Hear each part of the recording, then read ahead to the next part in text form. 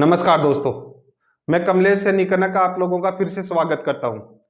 कल की क्लास में हमने स्वरों के बारे में अध्ययन किया था कि स्वर कितने होते हैं, उनका वर्गीकरण किन किन आधारों पर किया गया है। तो उन्हीं आधार पर आज अपन स्वरों के वर्णों के दो उपविभाग किए थे, स्वर और व्यंजन। दो भाग किए थे कि स्वर और व्यंजन। तो स्वरों के अंतर्गत अपन ने स्वरों के 11 प्रकारों का वर्गीकरण कर लिया था और उनके बारे में विस्तार पूर्वक अध्ययन कर लिया था। अब अपन पढ़ते हैं व्यंजन।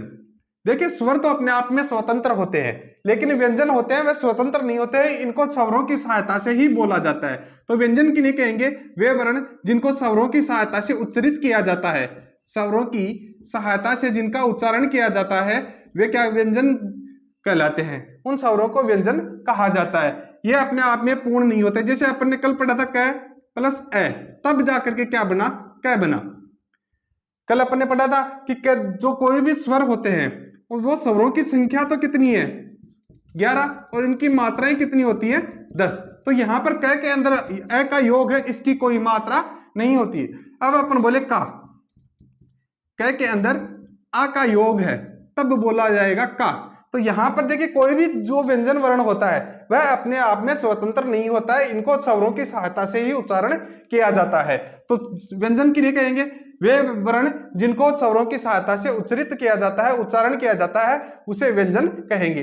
दूसरी परिभाषा के रूप में देखें, हम जब भी बोलते हैं तो हमारी प्राणवायु बाहर निकलती है, और जब प्राणवायु बाहर निकलती है तो हमारे मुखावयव से, जो हमारे मुख्य दंत है, मुर्दा है, ओष्ठ है, इनसे हमारी जीवा होती है, स्पर्श करती है। स्पर्श करने के पश्चात ही व्यंजनों का उच्चारण होता है। जबकि स्वरों का उच्चारण करते हैं उस समय हमारी जो प्राणवायु है वह निर्बाध रूप से बाहर निकल जाती है, और निर्बाध रूप से जब बाहर निकलती है तो उसके परिणाम स्वरूप स्वरों का जन्म होता है। जबकि व्यंजनों के उच्चारण में ऐसा नहीं होता है। व्यंजनों का उच्चारण करते समय हम क्या करते हैं? हमारे मुख विवर से जब वायु, प्राणवायु जब बाहर निकलती है तो हमारी जो जीवा होती है हमारे मुखावयव से स्पर्श करने के पश्चात इन वर्णों का उच्चारण करती है। तो हम व्यंजनों की परिभाषा, दूसरी परिभाषा क्या कहते हैं? जो निर्बाध हमारी जो प्राणवायु है जब हमारे मुख विवर से बाहर निकलती है तो हमारी जीवा होती है वह मुखावयों को स्पर्श करके जिन वर्णों का उच्चारण करती है उन्हें व्यंजन कहा जाता है। यह अपनी परिभाषा हो गई। तो व्यंजन की दो परिभाषा हो गई, जिनको स्वरों की सहायता से उच्चारित किया जाता है वे व्यंजन कहलाते हैं, और जिन वर्णों के उच्चारण करने में हमारी जीवा होती है वो मुखावयों से स्पर्श करने के पश्चात जिन वर्णों का उच्चारण होता है उन्हें व्यंजन कहा जाता है। अब देखिए, कुल व्यंजन कितने होते हैं? कुल व्यंजन होते हैं 33। कुल व्यंजन 33 होते हैं। 33 व्यंजन कौन कौन से होते हैं उनके बारे में देखते हैं। जैसे क, ख। अब ख इस प्रकार से अलग अलग लिखेंगे तो यह र और व हो जाएगा। तो ख का उच्चारण किया जाता है योग पूर्वक, है ना? तो ख, ग, घ, ङ। अणे नहीं है ये, है ना? च, छ, ज, झ और ङ। ट, ठ, ड, ढ, ण। त, थ, द, ध और न। प, फ, ब, भ और म।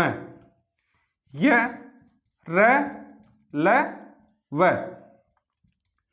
स, स और स है। अब देखिए, अब आप कहेंगे छ, त्र, ज्ञ रह गया।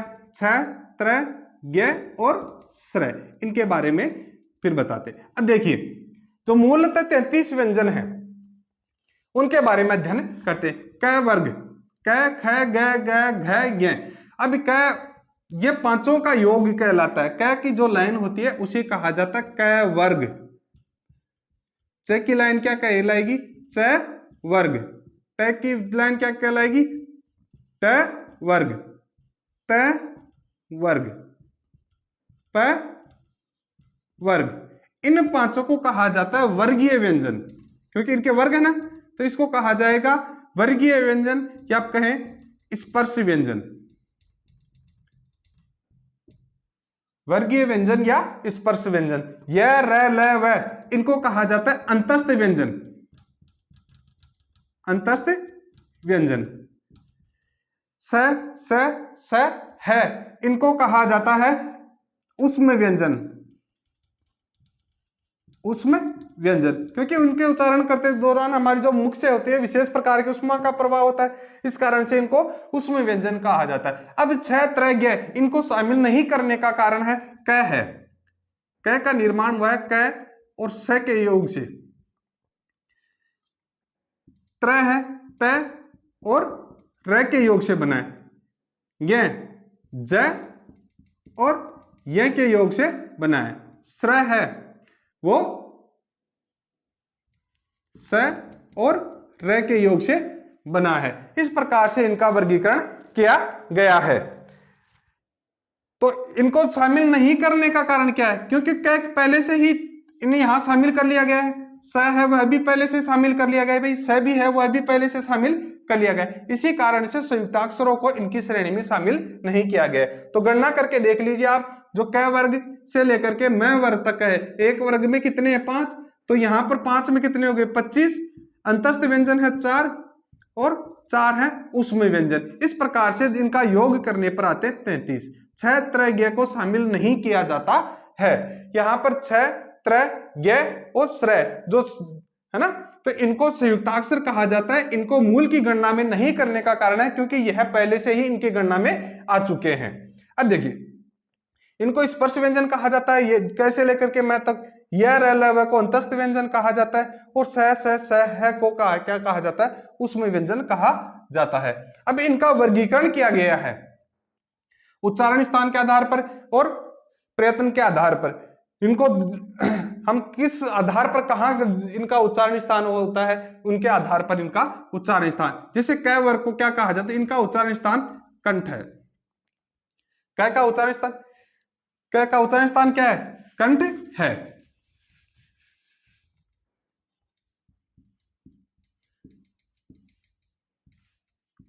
इनका च का उच्चारण स्थान तालु है। इसका उच्चारण स्थान ट वर्ग का मूर्धा है। त वर्ग का स्थान दंत है। प वर्ग का उच्चारण स्थान ओष्ठ है। यह र ल व, अब इनका उच्चारण स्थान अलग अलग स्थानों पर आता है। स इनका उच्चारण स्थान फिर आगे अलग अलग विभाजनों में करेंगे कि भैया, तो इन जो 5 हैं वर्गीय व्यंजन, इनका स्थान कंठ, तालु, मूर्धा, दंत और ओष्ठ है ना। तो इनका उच्चारण स्थान इस प्रकार से इनका वर्गीकरण किया गया है। अब आगे इनको उच्चारण स्थान के आधार पर, तो अब कौन कौन से, जैसे अपने ये पढ़ा कंठ है ना, तो कह के इसके साथ जैसे ए आ, और जैसे है वर्ण है उसको भी शामिल किया गया है, लेकिन है को काकल्य के अंतर्गत, अब वर्तमान स्वरूप में इसको है को काकल्य के अंतर्गत माना गया है ना।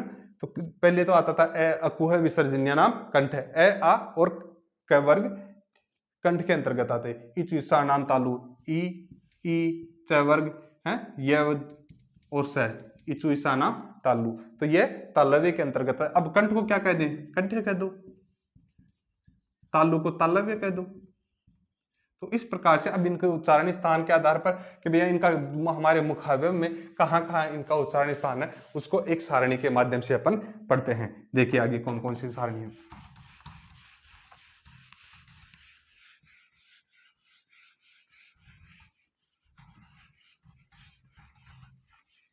मैं सारणी बना करके आपको इसका उच्चारण स्थान बता देता हूं। सारणी बनाइए। हमने उच्चारण स्थान के आधार पर बताया कि उच्चारण स्थान के आधार पर व्यंजनों का वर्गीकरण किस आधार पर किया गया है। ए, आ और क वर्ग, इनका उच्चारण स्थान कंठ है, जिसको अपन कहते हैं कंठ है। अपने सारणी के आधार पर देखा कि भैया क्यों अकुह विसर्जन्यान, जो संस्कृत में सूत्र चलते हैं ना, अकुह विसर्जन्यान कंठ है। ए, आ, क वर्ग इनको कहा जाता है कंठ की, इनका उच्चारण स्थान होता है कंठ। जैसे क, ख, ग, तो इनका उच्चारण स्थान आप उच्चारण करके जैसे अपन देखते हैं तो उनका उच्चारण स्थान कंठ है। इचु ईसा नाम तालु, यहाँ पर ई च वर्ग य स, इनका उच्चारण स्थान तालु है। अब जैसे पहले कंठ का है, इसका उच्चारण स्थान कंठ ही था, लेकिन अत्याधुनिक जो शोध हुए हैं उनके उच्चारण स्थान है का उच्चारण स्थान काकल्य मान लिया गया है। इचवी साणान तालु ई और च वर्ग के साथ साथ ये और स, इसी कारण इसको क्या कहा जाता है, तालव्य स है। यह तालव्य स है, यह मूर्धन्य स है, यह दंत्य स है। क्यों कहा है? क्योंकि इनका उच्चारण स्थान के आधार पर फिर इनका वर्गीकरण कर दिया गया है। ऋतु ऋषाणाम मूर्धा री ट वर्ग र और स, इनका उच्चारण स्थान मूर्धा है, जिसको मूर्धन्य कह देते हैं। ऋतु लसानानंतर ल त वर्ग और जो स है ना वह दंत्य है। उपध्यानाम ओष्ट उ प वर्ग, इनका उच्चारण स्थान ओष्ट है। ए दे तो कंठ तालु ए और आई। अब कंठ तालु देखो दो दो उच्चारण स्थान आ रहे हैं। ए का उच्चारण स्थान क्या है, ए के अंदर ई का योग हुआ तब जाकर के क्या बना, ए, तभी तो बना भाई। ए कहाँ है, कंठ का, ई कहाँ है, तालु का, तो इन दोनों को मिला करके क्या बन गया, यह है कंठ तालु। तो यहां पर देखो दो वर्णों के योग से बना तो ओद है, ए और उ के योग से बना है ओ बना। तो ओ का ए कहाँ है, कंठ, उ कहाँ है, तो यहां पर है ना उपध्याय नाम ओष्टो, तो यहां पर देखो ओष्ट है तो यहां पर क्या बन गया, कंठोष्ठ। वकारस्य दंतोष्टम, वह का उच्चारण स्थान दंत ओष्ट है। यम गणना नाम नासिका च। अब देखो जो आगत वर्ण है ड और ड, इनको भी यहां पर जो ट वर्ग है उसी के अंतर्गत मूर्धन्य के अंतर्गत रखा गया है। ड और जो ढ है ना, इन दोनों को इन्हीं के अंतर्गत रखा गया है। अब कुछ अरबी और फारसी से भी अपन ने 5 वर्ण लिए, क ख ग प और फ, जिनके नीचे नुक्ता लगा हुआ होता है। इन 5 वर्णों को अपने अरबी फारसी से ग्रहण किए गए हैं। तो देखिए वतर्ष्य के अंतर्गत जो अत्याधुनिक शब्दों में कहे को न स ल और जो आगत वर्ण ना वह वतर्ष्य के अंतर्गत आगत है। दंतोष्ट के अंतर्गत आता है फ,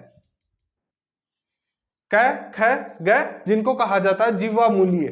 तो यहां पर इनको जो ये तो है जो पहले है यही आता था कंठे के अंतर्गत ही, लेकिन वर्तमान समय में इनका उच्चारण स्थान इस प्रकार से दे दिया गया है कि उच्चारण स्थान आगत वर्णों का भी अपन ने जैसे अरबी और फारसी से अपन ने दिए 5 वर्ण ग्रहण किए गए। ये अरबी फारसी के हैं। ड और ड है यह उच्छिप्त है, इनको भी अपन ने ग्रहण किया है। तो इन्हीं के आधार पर इनका वर्गीकरण किया गया है। अब इनके प्रयत्न के आधार पर इनको और वर्गीकृत किया गया है, तो उनके आधार पर अपन अगली क्लास में अध्ययन करेंगे।